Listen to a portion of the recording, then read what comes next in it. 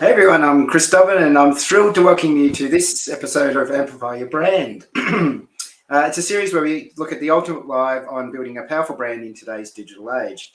Along with my friend and fellow colleague, as you can see on the screen there or listen to later on, Samoa there, we're here to share questions and expertise and help you get your brand to the next level. So whether you're an entrepreneur, small business owner, a marketing professional, someone who's trying to get their personal brand off the ground, this is the live stream packed with practical insights and strategies that will help you amplify your brand and stand out in the digital landscape. So please get ready, take some notes, do what you have to do to learn take these things and put them into action, because by the end of this live stream, you'll have a clear roadmap on building a brand that is truly going to resonate with your target audience. So thanks for joining us today. Let's find another way to amplify your brand. And welcome, Samoa. How are you? Welcome, everybody. Thank you very much for the introduction, Chris. I am very well. And I want to say hi to everybody watching this, regardless of platform, time. Please let us know by commenting exactly where you're seeing this and at what point in time you're getting this. Could be a week from now, could be today, could be 3 months from now, next year. Let us know, put a date in, let us timestamp this moment right now. And let's get on to it, Chris.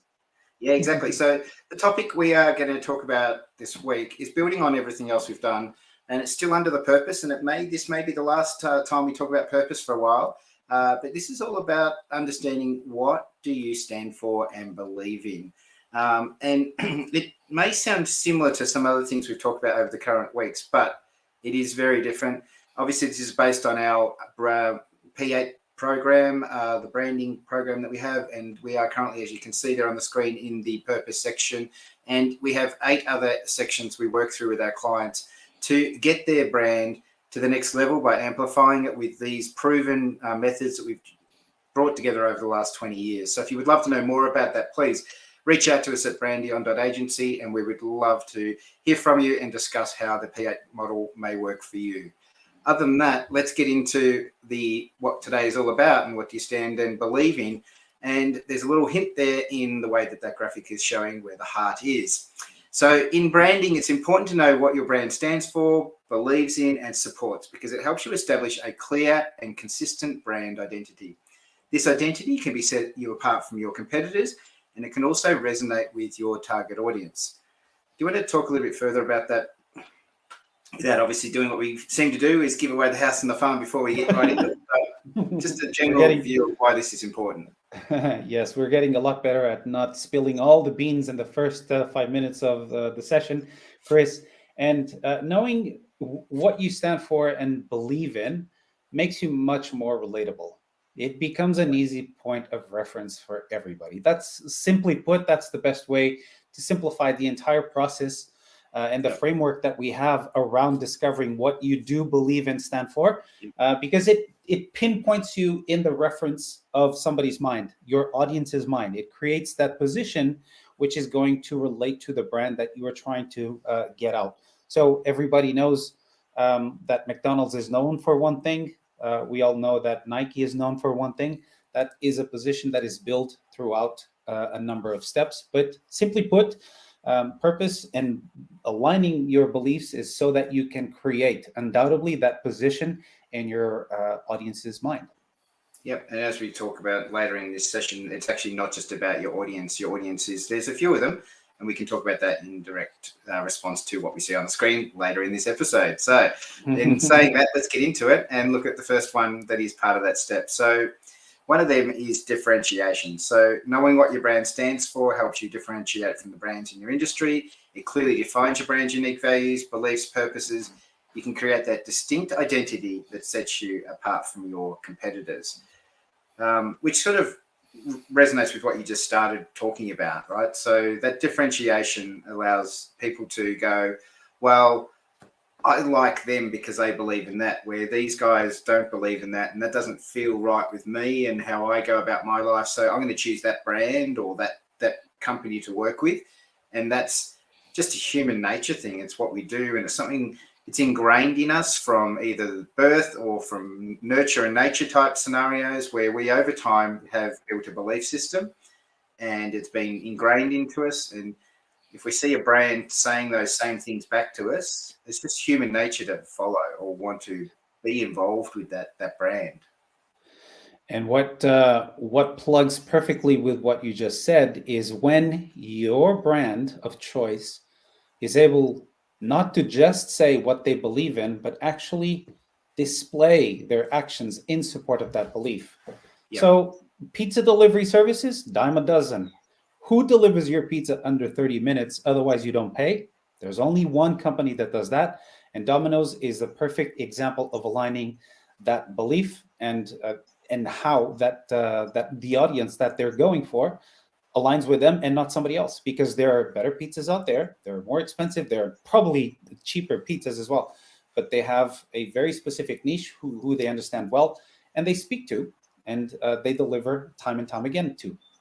Yeah, exactly. And yeah, there's a whole, I guess we'll go into that later. There's a whole bunch of brands that do this really effectively. But, you know, like if you do get it, you will find that not just that it differentiates you from your competitors, but it just makes that choice easier for them to understand that differentiation. And we have touched on this in many other episodes about being different feels like it's new. Doesn't feel like it's better. It just feels like it's new. So if you've watched other episodes where we've gone right into what that all means about the difference of being different and new, and different than, you know, just because you can, they're totally different in the way that you go about that. So differentiation is really important in understanding what you believe in, and it will give you a purpose for understanding why your brand says what it says, or chooses the directions it takes, or the things it works with, or as your consumers will take on board why they choose you, because your differentiation from other competitors and your belief system resonates with them. Yes. Leading to connecting with your customers. So consumers today are looking for brands that share their values and beliefs. By articulating what your brand stands for, you can connect with your target audience on a deeper level and build loyalty customer base.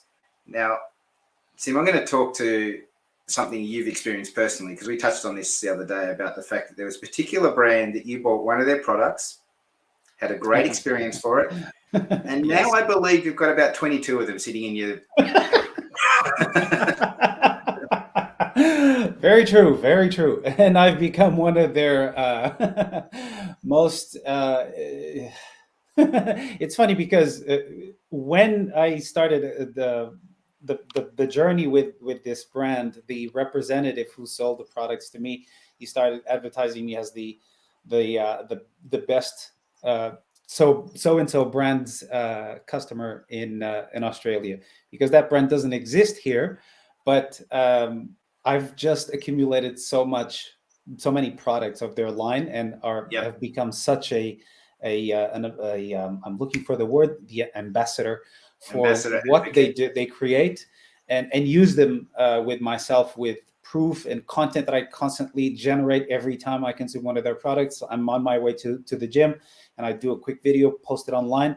And this is the true resonance connection with the brand. And there's a whole slew of reasons behind it as well. But just to say that connecting with the customer base is absolutely crucial to live your beliefs and demonstrate it in such a fashion that you get your brand out there in that way. Yeah. And look, he's not my most favorite person in the world, but Trump did this amazingly well with his campaign when he led to get to presidency, because that's how he won the presidency. It wasn't because his message was better than everyone else's or more morally correct or anything like that. He just did it very simply, and he did it in a way that the people wanted to hear and believe what he was saying is the new America for them in that period of time. He made it very clear, and he connected with that audience. Whether we in Australia look at America in the same way ever again doesn't matter. But for him, it got him the presidency because he made it very clear, and he knew what he had to say to connect with that audience to get the votes. And not only that, but by doing that, he actually almost, not intentionally, but almost excluded / ostracized everybody else who doesn't necessarily align with the figure that is Trump himself. And I don't want to get political. This is not the place, nor the time. Not the place. Exactly, but the brand is definitely built solidly around those beliefs and talking in demonstrating and living the values he stands for. Yeah, exactly. And whether you believe in Trump or not, or you hate him or love him, that's not what this is about. It's purely Correct. the fact that what he did was connect with an audience by understanding a belief system, and he stood strong with it. And whether he delivered on that or not, it doesn't matter. That's not even the conversation. Again, it's all about the fact that he got them to vote for him because they believed his delivery, his message, and the way he went about it. And that's just showing you the power of branding and the power of clear communication. So knowing and believing, and then others follow. Actually, differentiation is also something that we've just put on the first point, and he is different in that regard. He doesn't try to be the usual smooth over everything, all the areas, speak to everybody.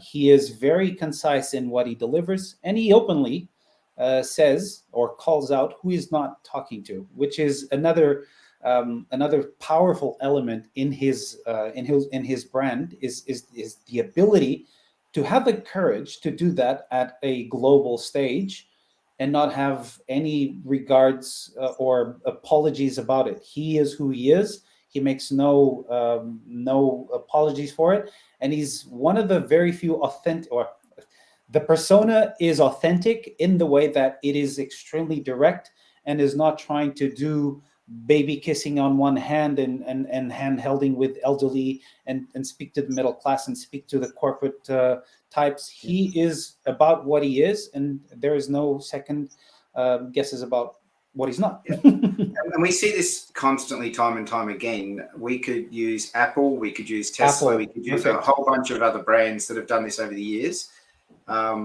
It's something that just once you identify, like we're doing now, you go look at those brands and you go, it's just there. Like they're being different, but they're not being different just because they can and they want to be.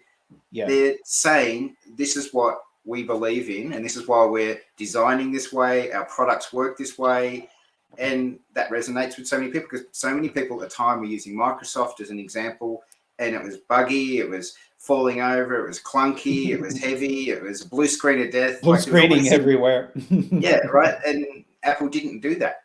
So instantly that became a reason. Phones, everyone had a keyboard on it. Yes. At the moment Apple brought out something that didn't have a keyboard and you just use your finger, and like your 2-year-old could use it. Bang. And and the funny thing about phone is like that.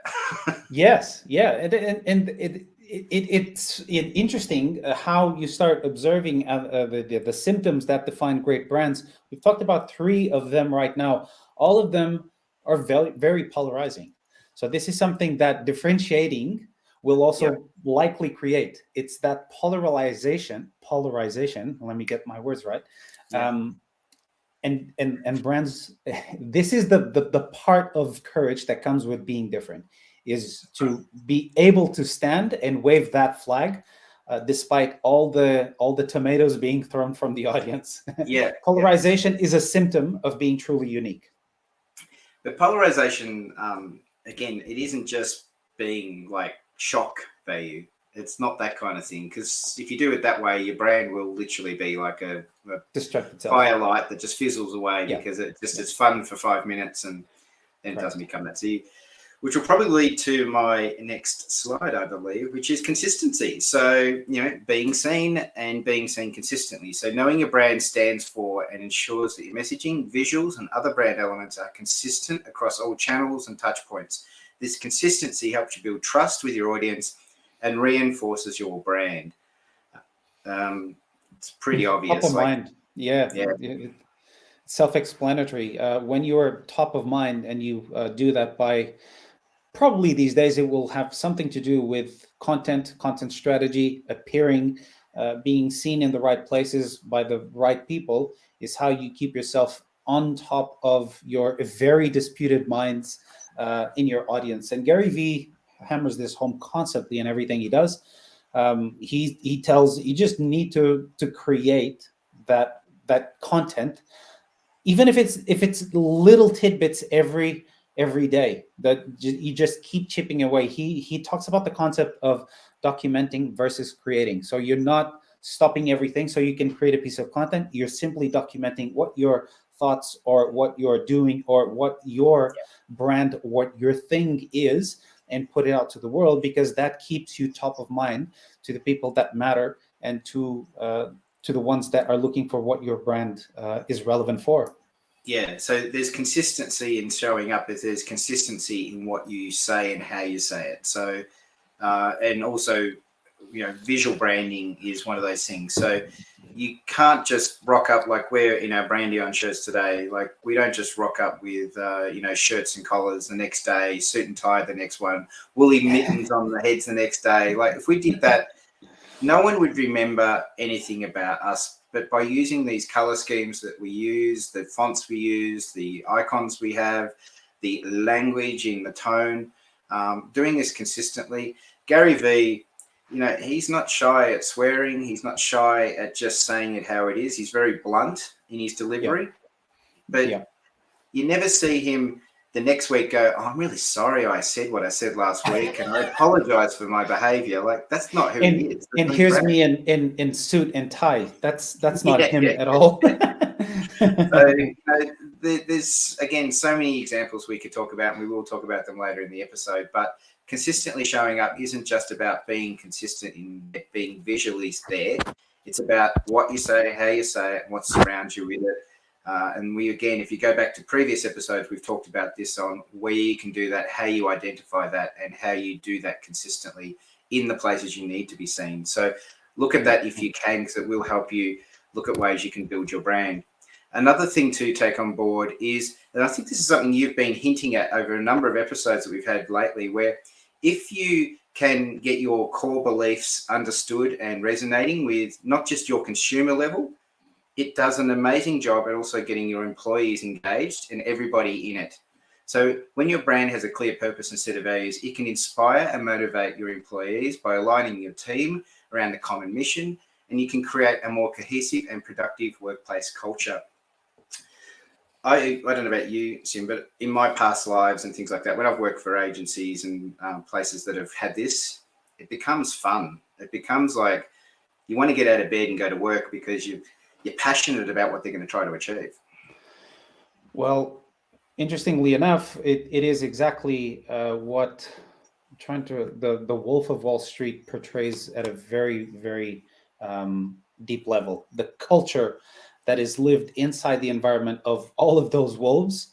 Let's leave let's leave the house they did it. Let's look at the culture and the outgoing result.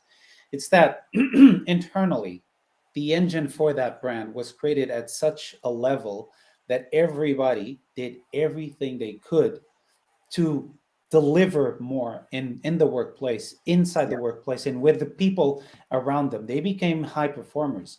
I had a personal experience working in Barcelona with a very well-known design and print global giant. I noticed that when I stepped into that environment, I saw myself take on the team's colors. We did a number of activities together. We played hard after we played hard and we partied hard. We went out together as groups, as teams inside our department, and then the sub department, and we had individual goals that tied to one another's outcomes. If every individual did well, the group would do well, and that meant we had a reason to celebrate. And in the process of creating this little step of deliveries, we created a very strong culture, and it was really interesting to notice myself feel a certain way when we went out as a group, as a company, as a division of that company. What happened when we went into a restaurant, when we went into a club, we just took up the space with our energy. And this was not a let's put on our brand face right now and let's live the values of the company. This was something that was lived from the moment we entered, and it had to do with who we were as people. This tied into a very rigorous process of recruiting and selecting the people, putting those people close to who they connect and interact better, and then creating that massive outcome. So creating the engine and the culture so that the brand outputs what it is intrinsically internally. That's right. Yeah. So, and we are talking about building culture, not a cult, right? So it's correct. Yes. This belief system can become a bit high and mighty and religious and all those kind of things, but it's not really about that. It's about getting people to buy into where we're taking things and the missions and the visions and all those things. So again, go back to those episodes where we go deeper into the visions and the missions and those kind of things and who you aspire to be and all those kind of things, because they lead to why this step of employee engagement in the future, as your business grows and your brand grows, you'll attract the people you want because they'll believe in what you're trying to achieve, and it'll become a like for like thing. You won't have to kick people out and even if you did have to kick people out, it's because of these beliefs and these core values that we're talking about. You stand for this, you believe in this. You don't want to do that, that's fine. You can move on and you'll feel good about it. You'll feel fine about it, and you won't have to get into some kind of, I guess, what do you call it? Diplomacy situation or a whole, back and forward. It's kind of, look, we were pretty upfront. This is what we believe in. This is what we do. Yeah, right. And it's easy to keep everybody to account into themselves and as a group together, because when you have those performance reviews, it's easier to pinpoint where the performance KPI is not being met, and therefore an outcome should also be expected. That's right. Yeah. So this week we've only got a couple of points we touched on, so we are going to get to the coffee cup moment a little bit quicker than we normally do. But that's sometimes we don't have to go for 3 hours to discuss these topics. So overall, knowing what your brand stands for, believes in, and supports, it's essential to building a strong brand identity, connecting with your target audience, and achieving long-term success. So this is what is achieved by understanding what your brand believes in and supports. So please consider what we've talked about. But what we will talk about right now, and I guess this is something that we've well, there we are at the bottom of the screen. That's a new way to look at it. Is I'll go here to the very beginning where we've got what we're all about today. And I'll bring up some of the examples that we've got. We do this every week if you're a fan of what we do. And actually, I've realized to do it this way. Yes. So Dove is a personal care brand, promotes body positive and self-esteem. There is hundreds and thousands of bars of soaps and all sorts of products of this exact same nature. Soap's a soap, right? But what they've been able to do is, because they have a belief system, they believe that real beauty comes from the challenges of just conventional standards, right? They aim to celebrate diversity and inclusivity. Now, they don't target you and I, Sim. We're not Dove audience. No. We may look at the ads depending on the models and the things they're doing, but from a personal, would it inspire me to go out and buy a Dove product? No, because I'm not the woman that they're looking for. But they're aware that women are coming all sorts of various body shapes with intensities and ages. So when they run their ads, that's what they do. And this is ahead of its time. This is before inclusivity that we have these days, where it's sort of a thing where you're not really following. It's become a buzzword. Yeah. It's a buzzword now, but these guys were doing it decades ago. So this is not something that just popped up for them. It's something that they've been doing for a while. But it gave them a huge point of difference when women were looking for that Dove soap. They bought it feeling good about themselves because that's how the ads made them feel. So it resonated with them, and off they went. Now, every week we have kind of touched on this brand, Patagonia, because it's another one that it's clearly committed to environmental sustainability and the way it goes about it from day dot.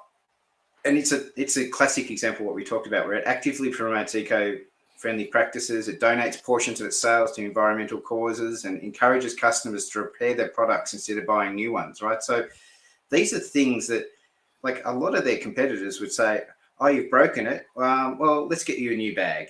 Like, Mm, or right. yeah, it's really lightweight, but we killed 100 trees to, make To a make that synthetic product that you're product wearing that now. we had to do. Yeah. So Mm-hmm. these are decisions that, as you can see just from the Patagonia example, that by doing that, people who are, eco-friendly, they don't want to harm the environment. They want to see the money being redonated. So the profits from what they're purchasing go back into causes that are environmental.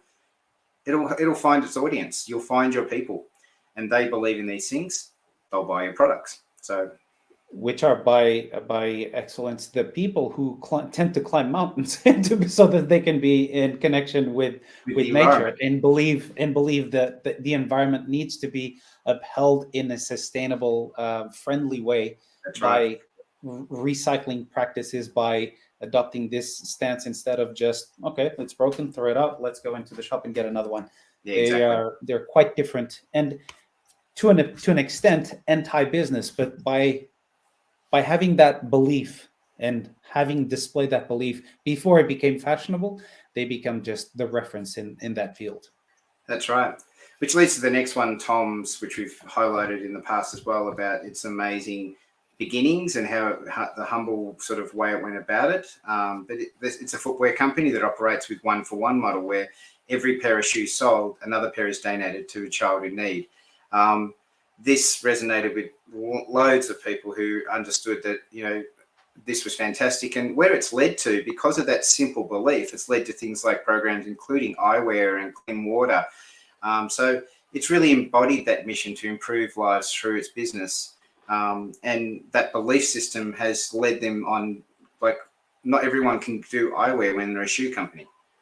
But it made sense for them because of the type of model they had, the belief systems, and how it did what they did around that. And obviously clean water was another one where if you buy a bottle of water, someone else gets that bottle at the other end. Again, just resonates with people without them having to think about the purchase, because it's a core thing that we all believe in.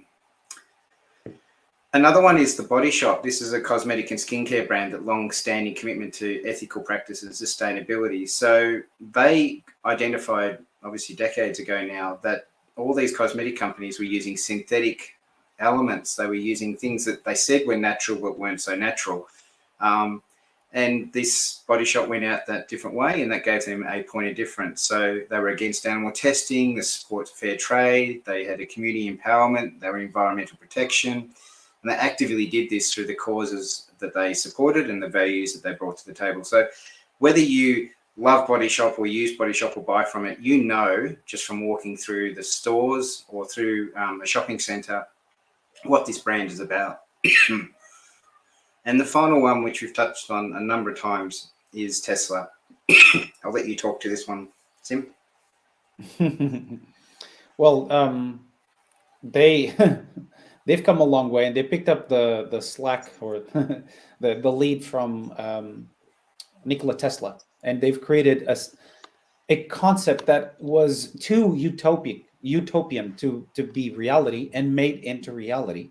And they've managed to capture everybody who's been looking for this out in the market for years. And they're pioneering this age, interestingly enough, at prices that no other car company can afford to. But they're definitely generating a new wave in consumer timeline. They're creating the sustainable energy model for everybody who wants to still use a car and not harm the environment, as we've been doing thus far, picking up from where Nikola Tesla left most of his body of work, in using electricity as a fuel source. And we have touched on this, like they were losing money like hand over fist at the very beginning of their journey, because that's what stopped everyone else doing what they've achieved, is because it was too expensive and had no financial gain to do it. Like, it was just a ridiculous thing to do, to be the first and the only one doing this, because you needed the market to kind of establish it and to build on it and make it sustainable as a business model. But as an environmental thing, because that was their focus, money didn't matter. They just made it about, let's get the change happening. Let's get sustainability in vehicles a thing. And that'll lead to, as you've seen with what everything Tesla does, there's batteries, there's all sorts of other sub companies that are being brought off this. And it's all around the same thing. If you look at everything that Elon Musk is doing, maybe Twitter not, but that's another story for another channel. Yes. So it's a brand that combats climate change by providing electric transportation and new renewable energy solutions. And this has actively developed and promoted innovative technologies for the sustainable future. And every choice they make is based on, is this something that can be sustainable? Is it something that isn't just a once-off use or is instantly going to have an impact on the environment? It's something that, every decision they make has that core belief in everything they do. And clearly it's resonating because there's been a change in that industry at a massive rate. So absolutely, to the point of it used to be sort of a poster kind of card to have up on the wall, whereas nowadays maybe some of us have friends who've already purchased their Tesla. I can definitely say that I've got people in my network who have gotten a Tesla because they do believe in that sustainability concept and they want to make this a better world.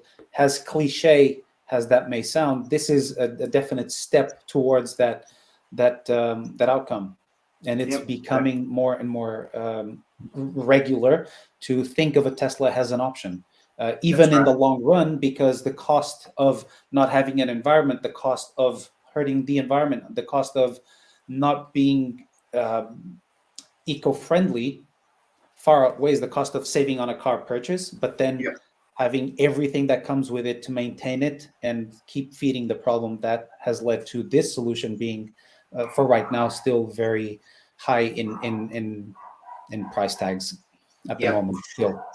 No, exactly. Yeah. So look, again, that brings us to the conclusion of this week's episode by finishing on that topic there. So, look, this thing about what you stand for, you believe in, and what you support.